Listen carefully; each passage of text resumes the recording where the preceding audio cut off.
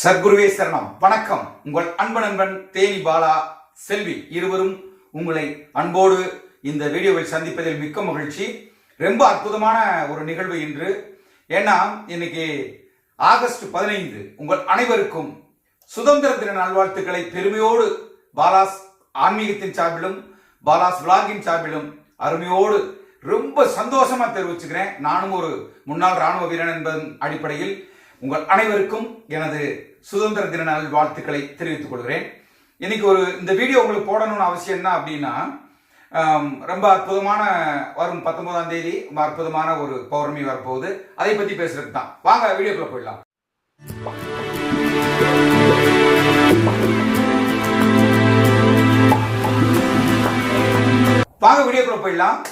வரும் திங்கட்கிழமை 19/8/2024 அன்று பௌர்ணமி பூஜை 4 வேளையும் காலை 6, மதியம் 12, மாலை 6 மணி, இரவு 12 மணி. இந்த 4 வேளை பூஜையும் கணக்கன்பட்டி ஜீவசமாதி கணக்கன்பட்டியினுடைய அந்த அற்புதமாக நிர்வாகத்தின் சார்பாக ரொம்ப அற்புதமா நடத்துறதுக்கு ரெடியா இருக்காங்க. உங்கள் அனைவரையும் வருக வருக என்று வரவேற்கிறேன். அந்த ஒரு அற்புதமான நாளில் நான் சொல்வதெல்லாம் உங்களுக்கு என்னன்னா, இந்த வாங்கன்னு கூப்பிடும்போது பல விஷயங்கள் உங்களுக்கு நான் சொல்றேன். ஆனா நீங்க யாருமே ஃபாலோ பண்றது கிடையாது. அங்க வரும்போது உங்களோட ஐடி ப்ரூஃப் கண்டிப்பாக ஆதார் அட்டையினுடைய ஜெராக்ஸ் ஒரிஜினல் ஏதோ உங்களை கையில வச்சுக்கோங்க. ரொம்ப அற்புதமா இருக்கும். ஏன்னா உங்களுக்குரிய பாதுகாப்பே அதுதான். மக்கள் நிறைய வராங்க. யாரு மேலையும் ஒரு சந்தர்ப்ப சூழ்நிலையில சந்தேகப்பட்டு நடவடிக்கைகள் எடுக்க தோன்றிவிடும். அதனால உங்களை பாதுகாப்புக்காக ஆதார் அட்டையை தொடர்ந்து உங்க கையில வச்சுட்டு வர்றது ரொம்ப ரொம்ப ரொம்ப ரொம்ப நல்லது. ரெண்டாவது பாத்தீங்கன்னா, அங்க மிகப்பெரிய கூட்டம், பௌர்ணமி அமாவாசை புனர்வசுல கூட்டம் நிறைய அலைமோதுது. லட்ச மக்கள் வராங்க. நீங்க நம்ம வீடியோவை பார்த்துட்டு தான் இருக்கீங்க. நானும் உங்களுக்கு காட்டிட்டு இருக்கேன். இந்த அற்புதமான நேரத்துல பொறுமை, நிதானம், பேசுறது அதெல்லாம் விட்டுட்டு அமைதியாக அருமையா வரிசையா போய் அமைதியாக அருமையாக இறைவனை வழிபடணும். சத்குருவே அந்த சன்னிதானத்தில் அது ஒரு மிகப்பெரிய கடல். உங்களுக்கு நான் சொல்லியிருக்கேன், பரபிரம்மம் குடியிருக்கும் மிகப்பெரிய கடல். அந்த கடலுக்கு போய் மூழ்கி முத்தெடுக்கும் வரை அமைதியாக நிதானமாக ரொம்ப ரொம்ப ரொம்ப நிதானமாக இருந்து பொறுமையாக உங்களுடைய கர்மாவை விட்டுட்டு ரொம்ப அற்புதமா வரணும். அதுதான் என்னுடைய ஆசை. சரிங்களா? இன்னொன்னு பாத்தீங்கன்னா, உணவுக்கு போகும்போது அடிச்சு முடிச்சு போகாதீங்க. அருமையான உணவு தர்றாங்க அங்க. உங்கள் அனைவருக்கும் தெரியும், அங்க வந்து சாப்பிட்டுருக்கவங்களுக்கு தெரியும். மிக அற்புதமான உணவு, மிக அருமையான உணவு. உணவை வேஸ்ட் பண்ணாதீங்க. உங்களுக்கு தாழ்மையான வேண்டுகோள், உங்க பாதம் தொட்டு கூட நான் கேட்டுக்க ஆசைப்படுறேன். உணவை வேஸ்ட் செய்யாதீங்க. வேணுமைங்களோ வாங்கி சாப்பிடுங்க, விட்டுருங்க. அடுத்தவருடைய பசியை நீங்கள் திருடாதீர்கள். சரியா? நான் சொல்றது அதே விஷயம்தான். சரிங்களா? அவங்க பசியோட வர்றவங்களுக்கு இருக்கிற சோத்தை எடுத்து சாப்பிட முடியலன்னு வெளியே கொண்டாந்து அந்த உணவை கொட்டுவது மிகப்பெரிய தவறு. நான் நிறைய எடுத்திருக்கேன். ரொம்ப மனசு கஷ்டம். அது போடக்கூடாது, நான் போடாம இருக்கேன். இப்ப சொல்ல வேண்டிய ஒரு சூழ்நிலைக்கு வந்திருக்கு. ரெண்டாவது, நீங்க உட்கார்ந்து சாப்பிட அந்த டேபிள் இருக்கு பாத்தீங்களா, அங்க யாரும் வேலைக்காரர்கள் இல்லை. அங்க யாரும் வேலைக்கார நம்ம டேபிளை தொடச்சு விட்டு போறதுக்கு அது ஒண்ணும் ஹோட்டல் இல்ல. நம்மளோட இடம், நம்ம வீடு, அப்பனுடைய வீடு, நம்ம வீடு. சாப்பிட்டுட்டு கருணை கூர்ந்து அதை பூரா அப்படியே அந்த தட்டுல தொடச்சு எடுத்துட்டு போங்க. அங்க சாப்பிட்ட மனைக்கு விட்டுட்டு போவோம் மக்கள் எத்தனையோ பேர் இருக்கீங்க. எனக்கு கோபம் வருது, ஆனா கோவப்படக்கூடாது அப்படிங்கிறதுனால உங்களை அனைவரையும் ரொம்ப சிரம் தாழ்த்தி நான் கேட்டுக்க ஆசைப்படுறேன். அந்த இதை சுத்தமா வச்சுக்கோங்க. கீழே உட்காந்து சாப்பிடுறீங்க, அது கீழே கிடக்கிற பருக்கையில சுத்தமா எடுத்துட்டு போங்க. கழிவுகளை சுத்தமாக எடுத்துட்டு போங்க. சாப்பிட்டுட்டு கிளாஸ் அங்கங்கே விட்டுட்டு போயிடுங்க. யாரு வந்து எடுப்பா? வேலைக்காரங்களா இருக்காங்க. நமக்கு ஒரு வேலைக்காரர், நம்மளே ஐயனுடைய வேலைக்காரர்கள். கருணை கூர்ந்து சொல்றேன், அந்த இடத்தை சுத்தமாக வைத்துக் கொள்ளுங்கள். வேண்டுமளவு வாங்கி சாப்பிடுங்கள். வேண்டுமா மறுபடியும் வாங்கி சாப்பிடலாம். எந்தவித தடையும் கிடையாதுங்க. உணவுக்கு அன்லிமிட்டட். நீங்க எவ்வளவு முடியுமோ வாங்கி சாப்பிட்டுக்கலாம். ஓகே? மனசு உடல் சரிப்படுத்தி கொள்ளுங்கள். எல்லோருக்கும் நான் சொல்றது, தயவு செஞ்சு வீட்டுல ஒருத்தராவது அங்க காலடி மிதிங்க. மீண்டும் உங்களுக்கு சொல்றீங்க, மீண்டும் மீண்டும் கூட்டத்தில் வந்து உள்ள பார்க்க முடியல. ஐயனே, சத்குருவே இப்படின்னு வேண்டிட்டு, சரணம்னு வேண்டிட்டு வெளியே நீங்க எங்க அந்த மண்ணில உட்கார்ந்தாலும் ஐயன் உங்க பக்கத்துல வந்துருவார். நான் உள்ள போய்தான் அப்படிங்கிறத விட்டுருங்க. நான் மறுபடியும் சொல்றேன், அழகா நிதானமா சந்தோஷமா பெருந்தன்மையோட பெருத்த மனசோட வெளியே உட்கார்ந்துக்குங்க. இடம் கிடைச்சாலும் உள்ள போங்க, முடியலையா வெளியே உட்கார்ந்துக்குங்க. மனசார ஐயனை வேண்டுங்க, ஐயனிடம் வழிபடுங்கள்.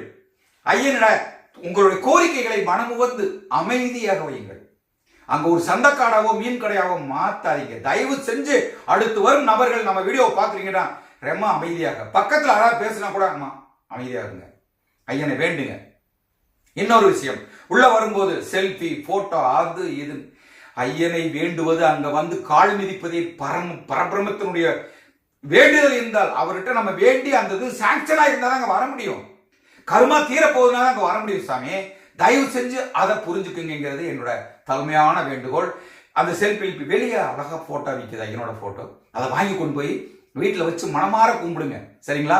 நிறைய சேனல், நம்ம சேனல் உட்பட எல்லாருமே நம்ம சத்குரு டிவியினுடைய 2 சேனல் போடுறாங்க, லைவ்ல போயிட்டு இருக்கு போடுறாங்க.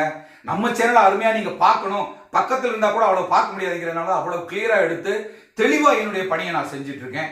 இதெல்லாம் இருக்கும்போது இறைவனை அங்க வந்து மனமாற கும்பிடுங்க. அடுத்ததா பாத்தீங்கன்னா விரியன் மரம். விரியன் மரத்துல வந்து ஃபர்ஸ்ட் விரியன் மரத்தை பார்த்துட்டு வாங்க. கருணை கூர்ந்து திரும்ப திரும்ப சொல்வது, விரிய மரத்தில் எதுவும் கட்டாதீர்கள், உங்கள் பாவங்களை சேர்க்காதீர்கள். அங்க பாரம் ஏற ஏற தப்பு வேண்டாம், சொல்றதை கேட்டுங்க, சுத்தமாக வைத்துக் கொள்ளுங்கள். உங்கள் கோரிக்கையை மனமாற ஐயனுடன் உறவாடுங்கள், ஐயனிடத்துல பேசுங்க, அங்க உட்கார்ந்து பேசுங்க, கண்ணை மூடி பேசுங்க, சொல்லுங்க, அது நடக்கும், சரிங்களா? இனி ஒரு தடவை யாராக இருந்தாலும் அங்க எதையுமே கட்டாதீங்க, தயவு செஞ்சு எதையும் கட்டாதீங்க, அது ரொம்ப நல்லது. எங்க போனாலும் பக்கத்துல ஒரு சின்ன ஒரு குப்பை கிடந்தா கூட எடுத்து ஓரத்துல போட கத்துக்குங்க. டஸ்ட்பின் வச்சிருக்காங்க, குப்பை கூட அங்க போட கத்துக்குங்க. ஏன்னா ஐயனுக்கு ரொம்ப பிடிக்கும். போகும்போது ஒரு கல் இருக்கா எடுத்து ஓரமா போட்டு போங்க, ஐயனுக்கு ரொம்ப பிடிக்கும். இதெல்லாம் கடப்பட கடப்படன்னு பேசாதீங்க. ஐயன் என்ன சொல்றார்? பேசாம இரு சாமி, பேசாம இரு சாமி, பேசாம இரு சாமி, கருணை கூர்ந்து சொல்றேன், அங்க வந்து அமைதியாக பேசாம இரு சாமி. உள்ள வர்றீங்க, அழகா கும்பிட்டு உள்ள வர்றீங்க, அங்க உங்க என்னென்ன நிர்வாகம் ப்ரொவைட் பண்ணிருக்கு பாருங்க. உணவு, தங்குவதற்கு இடம், குளிப்பதற்கு கழிவறை எல்லாமே இருக்கு. அந்த கழிவறையை கழிவறை மாதிரியா வச்சிருக்கீங்க? நம்ம மனுஷ பிறவி தானே, நம்ம எல்லோரும் மனிதர்கள் தானே. ஏன்னா எனக்கு பார்த்துட்டு அந்த ஒரு தயவு செஞ்சு உங்களை கையெடுத்து கும்புறேன், ரொம்ப மோசம் பண்றோம். ஆணோ பெண்ணோ 2 பக்கம் என் மனைவி செல்வியெல்லாம் உள்ள போயிட்டு வந்து சொல்றாங்க முடியல அப்படின்னு சொல்றாங்க. நம்ம மனிதர்கள் தானே, நமக்கு அந்த ஒரு பொது அறிவு கூட இல்ல. நம்ம இருக்கிற இடத்துல நாயின்னு சொல்லக்கூடாது, அந்த பைரவர் நாய் கூட தான் உட்கார்ந்த இடத்த சுத்தம் பண்ணி படுக்குது. பூனை தன் மலம் கழித்ததை மூடி விட்டுட்டு போகுது. நமக்கு அங்க தண்ணி இருக்கு, பிரஷ் இருக்கு, எல்லாமே இருக்கு, அது அழகா இருந்து சுத்தம் பண்ணி வந்தா என்ன சாமி? இதெல்லாம் செய்யணும் உங்களுக்காக. அங்க மருத்துவமனை இருக்கிறது, எந்த எமர்ஜென்சினாலும் மருத்துவமனை இருக்கிறது, ஆம்புலன்ஸ் சேவை இருக்கு, நிர்வாகத்தின் சார்பாக இவ்வளவையும் அருமையாக அங்க கொடுத்திருக்காங்க. நம்முடைய வேலை என்ன? மனமாற ஐயனை வேண்டுவது, அமைதியாக இருந்து அந்த இடத்த போற சுத்தமா வச்சுக்கிறது, உணவுகளை வேஸ்ட் செய்யாம இருக்கிறது, நான் பாத்ரூம் இதுகளை சுத்தமா வச்சு மனசை சுத்தமா வச்சுக்கோங்க. வெள்ளடிச்சாத சாமி அந்த வீட்டுல மனுஷன் குடி வாழ முடியும்னு சொல்றாரு. வாழும் வீடுக்கே வெள்ளை அடிக்கணும்னா நம்ம மனசு இறைவன் வாழும் இடமாக வைக்கணும்னா அந்த மனசை சுத்தமாக வைத்துக் கொள்ள வேண்டும். பிறரை பற்றிய எந்த சிந்தனையும் இருக்கக்கூடாது. நாம நம்ம குடும்பம் நல்லா இருக்கணும், ஊர் மக்கள் நல்லா இருக்கணும், உலக மக்கள் நல்லா இருக்கணும். இதை நினைச்சு பாருங்க. உங்கள் குடும்பம் 7 தலைமுறையில் என்று வாரி கூறி மீண்டும் அடுத்த பதிவில் ஐயனுடைய அற்புதமான பதிவில் உங்களோடு சந்திப்பது தேனி பாலா செல்வி. வணக்கம். குருவே உன் துணையன்றி வேறு துணை எனக்கேது, வேறு துணை எனக்கேது.